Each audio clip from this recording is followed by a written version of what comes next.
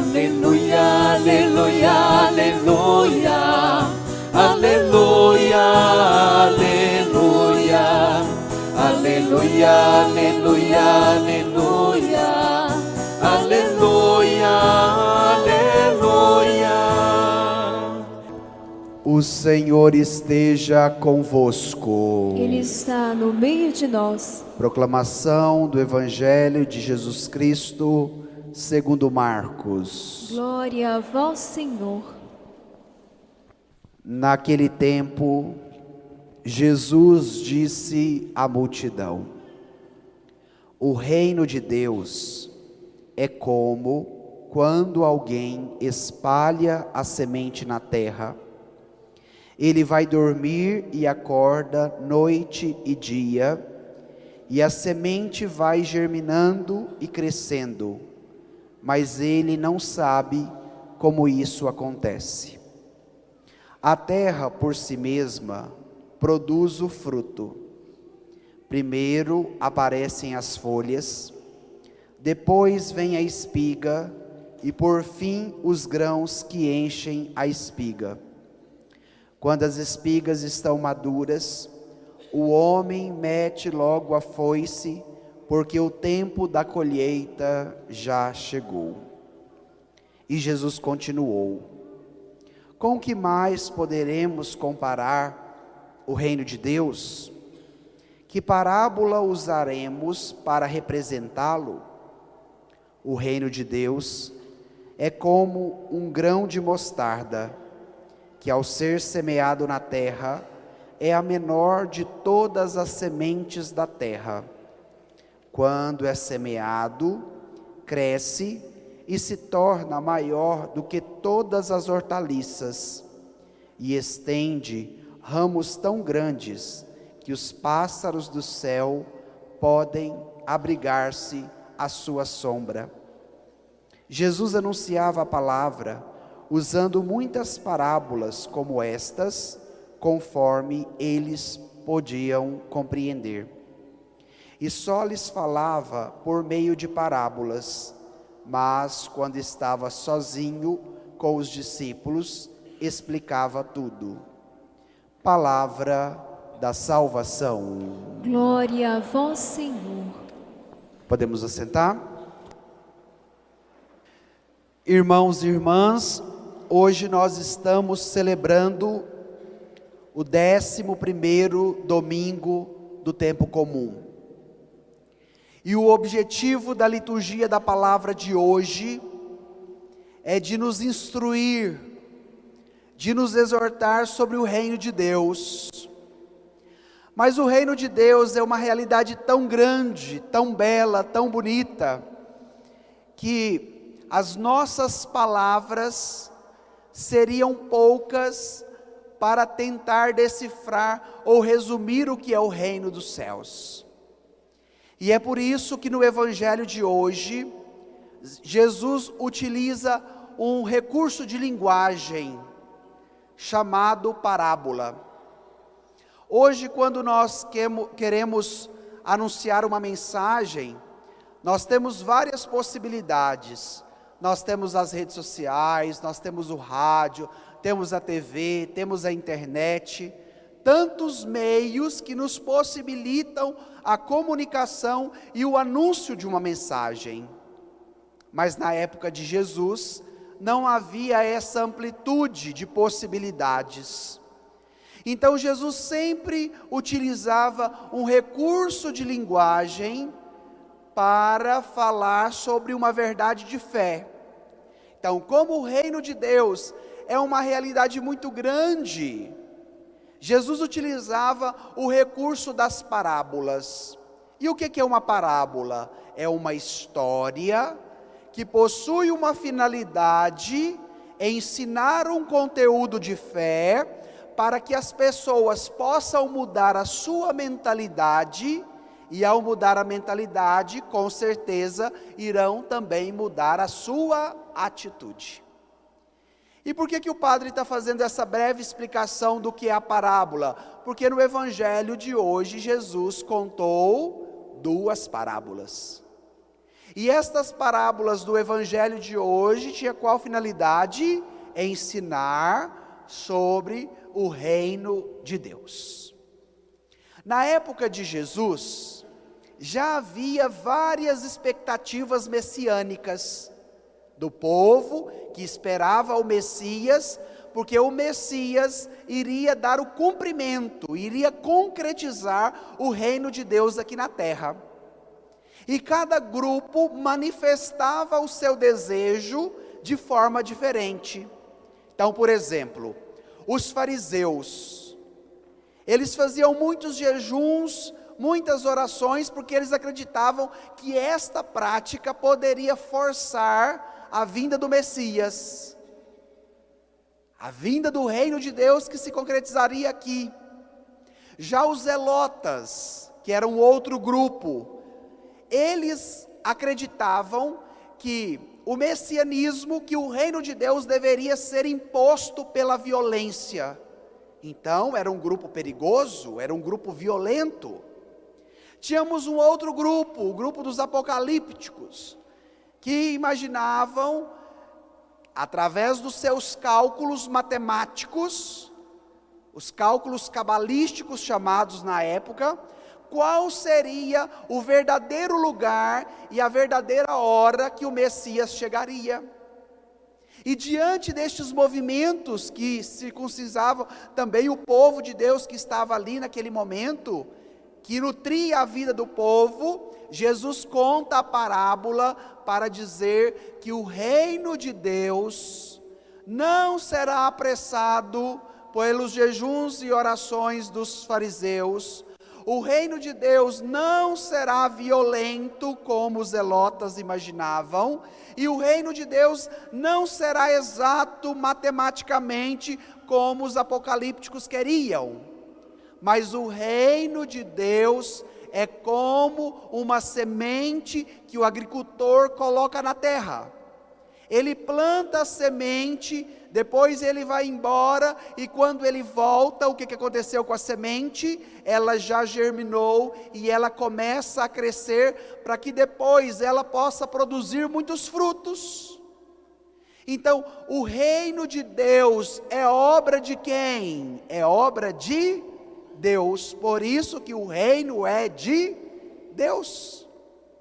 E nós muitas vezes somos ansiosos, queremos ver todos os frutos a nosso tempo, e pode ser que muitos dos frutos que precisam ser produzidos na nossa vida, na nossa família, na vida das pessoas que estão à nossa volta, não serão a nosso tempo, mas será no tempo de Deus. Como a semente, para germinar, para crescer, ela não depende do agricultor. O agricultor deve apenas colocá-la na terra, no máximo preparar a terra, mas o agricultor não tem o poder de fazer a semente germinar. E assim é o reino de Deus. Quem tem o poder sobre este reino é Deus, porque o reino é dele. E a partir do momento que nós fazemos a nossa parte, que é de colocar a semente na terra, a outra parte é de Deus, e é Ele quem faz tudo em todos. Mas nós temos uma confiança em Deus muito fragilizada.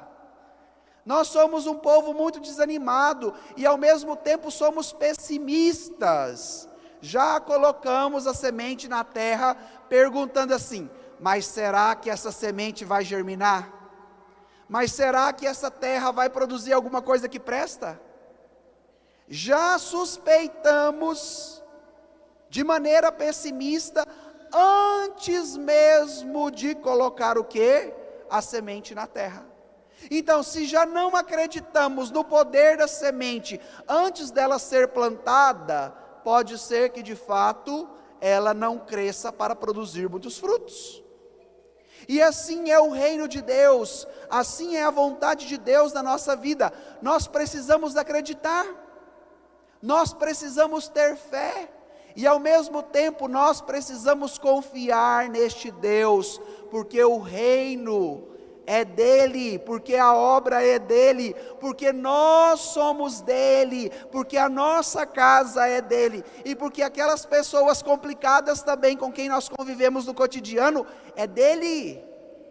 Então esta atitude de confiança, esta atitude de fé nos possibilita ver e experimentar a ação de Deus em nós que acontece no tempo de Deus. Esta é a primeira parábola. A segunda parábola, Jesus nos fala de um grão de mostarda, de uma semente de mostarda. Ela é a menor de todas as sementes, um pouquinho maior do que um grão de sal. Vocês já viram o grão de sal? Ele é muito pequenininho, não é? Quando você pega e vai assim esmiuçando o sal, o grão de sal é muito pequenininho. Então, a semente de mostarda é um pouquinho maior do que o grão de sal. Mas Jesus vai dizer que depois que esta semente é plantada e ela cresce, o que acontece com ela? Ela se torna uma grande árvore para que os pássaros façam o seu ninho, para que os pássaros se alimentem com os seus frutos, para que os pássaros desfrutem também da sua sombra. E por que Jesus utiliza essa metáfora da semente de mostarda? Porque muitas vezes nós olhamos para o contexto do nosso mundo, que está muito desordenado, e já damos a sentença final: esse mundo não tem mais jeito, é tanta maldade, é tanta violência, é tanta corrupção no meio político, meu Deus, aonde nós vamos parar? A falta de esperança que domina o nosso coração, a falta de fé que vai nos motivando a vivermos numa paisagem obscura, opaca.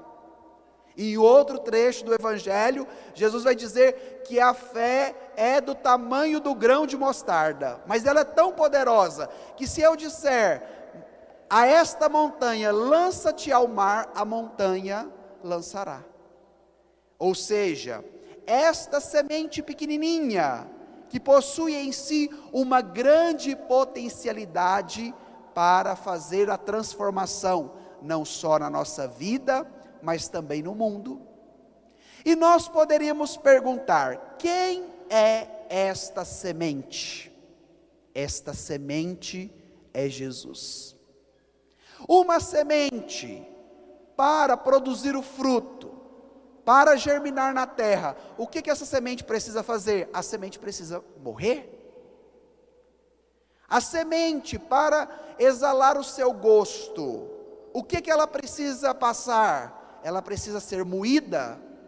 Uma semente da pimenta do reino, as cozinheiras sabem disso, não é? Se você vai, compra a semente da pimenta do reino e coloca ela daquela forma dentro da panela na hora da comida, resolve? Não. O que você tem que fazer com a semente da pimenta do reino? Tem que moer, tem que triturar a semente, não é?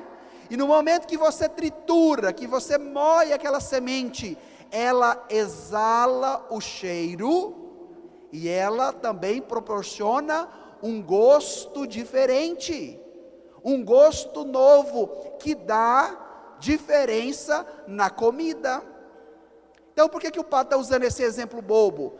Para nós entendermos que esta semente que o Evangelho nos fala do reino de Deus é Jesus.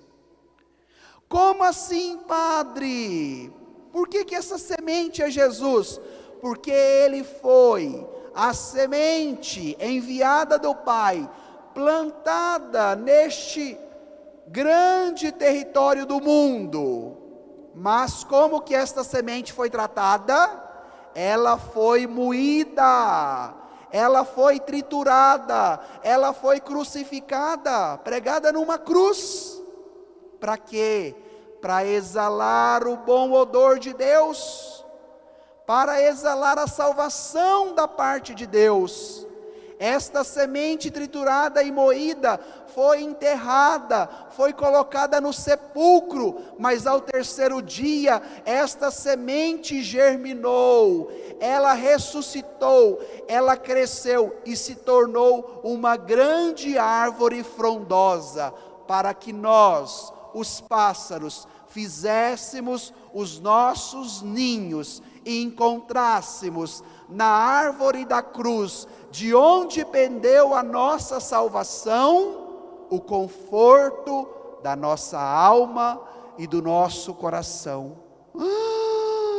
Gente, mas isso é bonito demais da conta, de entender este evangelho nesta perspectiva que Jesus é a semente plantada por Deus para produzir muitos frutos nesta grande árvore que dá sombra para o mundo inteiro. E foi isso que nós ouvimos na primeira leitura do profeta Ezequiel.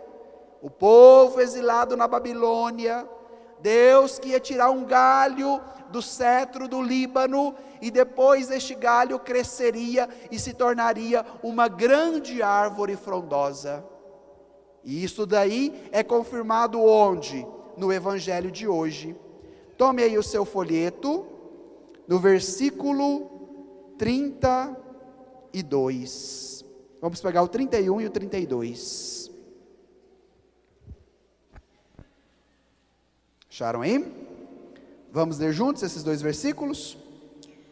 O reino de Deus é como um grão de mostarda, que ao ser semeado na terra, é a menor de todas as sementes da terra. Quando é semeado, cresce e se torna maior do que todas as hortaliças, e estende ramos tão grandes que os pássaros do céu podem abrigar-se à sua sombra. Então é isso. Quem é a semente? Jesus. Jesus é a semente. A grande árvore, a igreja. A igreja que nasce do lado aberto de Jesus, de onde jorrou sangue e água. A igreja, a árvore. Os galhos, os ensinamentos dos apóstolos, na qual a igreja foi edificada. E os pássaros, quem? Cada um de nós, que temos a possibilidade de adentrarmos a igreja, de sermos nutridos pela palavra, pelo ensinamento dos apóstolos, e encontramos o descanso para a nossa alma, para voar alto e cantar como os passarinhos. Meu Jesus, obrigado por esta palavra, não é? Pode bater palmas para Jesus, é para Ele, não é? Então nós somos estes pássaros que encontramos o nosso ninho na grande árvore da igreja, pelos divinos sacramentos, pela oração, pela palavra, é capaz de nos fazer pessoas amadas e queridas por Deus e também pelos outros. E é tão bom quando nós estamos no silêncio da nossa casa e ouvimos o passarinho cantar. Vocês já fizeram essa experiência?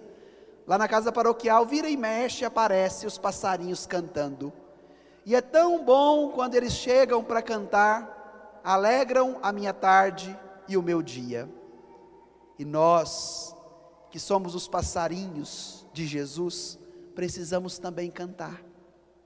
Qual foi o refrão do salmo de hoje? Olhe lá, o que nós cantamos? Como é bom agradecermos ao Senhor. Vamos repetir novamente essa frase? Como é bom agradecermos ao Senhor. Então, se nós, nesta parábola, entendemos que na figura do passarinho está a nossa figura. E o papel do passarinho é cantar, é de fazer o seu ninho, é de alegrar aquele ambiente. Assim também precisa ser a missão do cristão aonde ele está inserido, do louvor, do agradecimento. Mas infelizmente, nós muitas vezes vivemos muito mais na reclamação, murmurando, falando mal dos outros, fofocando, do que louvando e agradecendo a Deus. E é por isso que a gente não canta mais, e é por isso que a gente não fica mais alegre. Por quê? Porque as murmurações e as reclamações, o peso, a dificuldade, os problemas vão ocupando o lugar da semente de Jesus, que precisa ser semeada onde? Dentro do nosso coração. A semente de Jesus precisa ser semeada dentro de nós, para que ela cresça, para que ela se torne também essa árvore frondosa dentro de nós. E a partir do momento que nós permitimos com que o nosso interior se torne o pomar de Jesus. Vocês já foram na roça onde tem um pomar? É bom, não é? Ir lá chupar jabuticaba, comer a goiaba, o sol está muito quente, a gente fica lá debaixo da árvore, depois tem a água que rega todo o pomar. Então o nosso interior precisa se tornar um grande jardim, um grande pomar de Jesus, desta semente que é colocada e que vai crescendo, porque tem em si uma grande potencialidade. A semente é muito pequenininha, mas depois ela se torna uma árvore frondosa. E assim também é a experiência daqueles que creem. Tem uma musiquinha antiga que diz assim: põe a semente na terra, não será em vão. Não será em vão. Plante e permita com que estes frutos possam ser frutos de alegria, frutos de gratidão, frutos de fé, desta grande árvore de Cristo que precisa ser plantada dentro de nós. Então vamos cantar essa música? Põe a semente na terra, não será em vão. Põe a semente na terra, não será em vão. Não te preocupe, a colheita plantas para o irmão. Então deu para aprender a letra? É bem pequenininha, bem fácil. Põe a semente na terra, não será em vão. Plante, não se preocupe com a colheita, porque quem faz a colheita é o próprio Cristo. Então vamos cantar mais uma vez? Põe a semente na terra, não será em vão. Não te preocupe, a colheita plantas para o irmão. Põe a semente na terra,